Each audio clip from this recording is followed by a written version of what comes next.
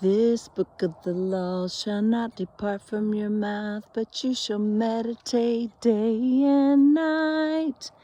Be careful to do what God tells you to do, and then you will have good success. Turn not to the left, nor turn to the right, but stay on the narrow path.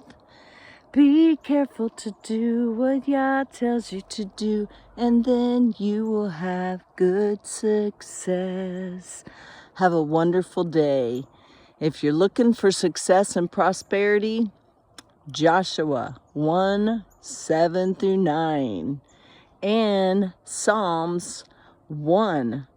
Wonderful ways to have success and prosper in all things that pertain to life and godliness.